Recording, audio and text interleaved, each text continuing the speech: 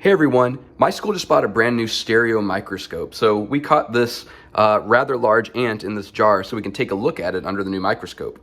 A stereo microscope is different from a regular lab microscope that you might be thinking of, where you put slides under it and you're looking at maybe like a cheek swab, like some little cells in it or something like that. A stereo microscope, instead of using the slides, you can just put whatever you want under it and it'll zoom in on it, not to the high magnifications like in a regular lab microscope, but it's a cool way to look up close at something really small. So let's jump to the classroom and see what this little guy looks like up close. So here we are at the school, and here is the new fancy stereo zoom microscope from Microscope. We've got the ant set up on this little platform down here, and so we're gonna zoom way in and see if we can see what that ant looks like up close. Is it gonna be hairy? Is it gonna have, like, what's its face gonna look like? All that, so let's check it out. So let me go ahead and turn on the light source. It's gonna get illuminated from above, unlike most microscopes which get illuminated from below, kind of showing what passes through. So there's that light there. It's also illuminated, it can be illuminated from below right here, but for the ant, we don't really need that. And then let me turn on the camera here. All right, so we're real blurry right now at the moment. So let me go ahead and see if I can use my adjuster to focus adjustment. Basically when I do that, it's just gonna raise or lower the microscope a little bit. Try to bring it into focus. See if I can get into focus here. Whoa, that's looking pretty cool. Oh, check that out.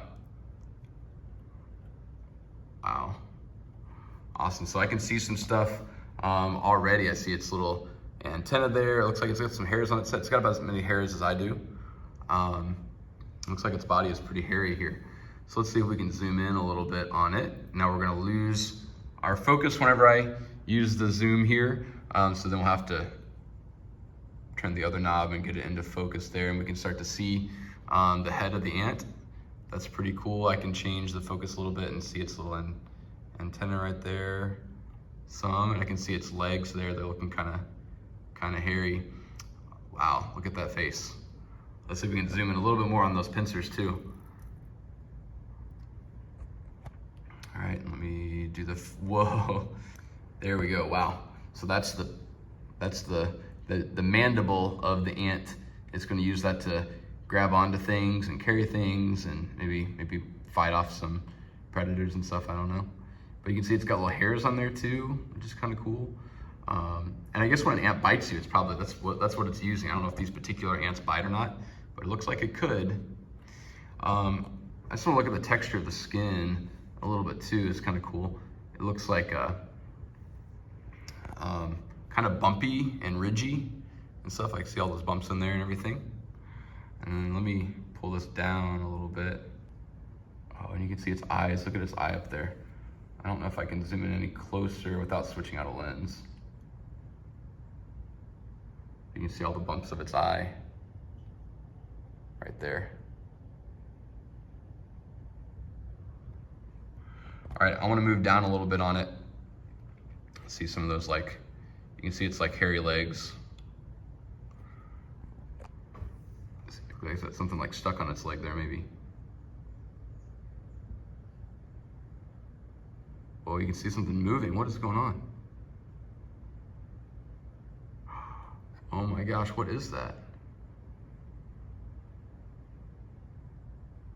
Is it like a tiny bug on it?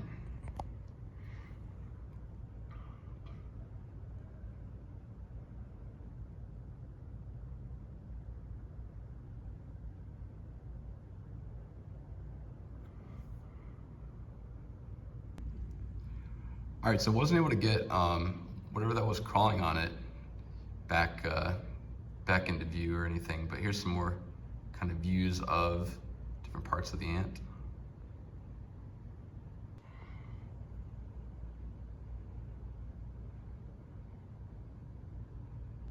One of its little feelers on its head is sort of moving a little bit.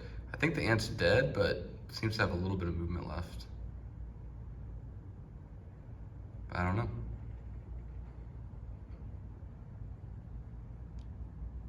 So yeah, so that's what our little ant looks like on the stereo microscope. Thanks for coming along for the ride. Next time, I have an SD card in here, so I was gonna take some better video and still shots and stuff of it. The SD card's not working, so maybe next time I'll get that figured out and we get some better images than my sort of handheld phone camera here on the next video. And let me know in the comments, what should I put under the microscope next? All right, see you next time.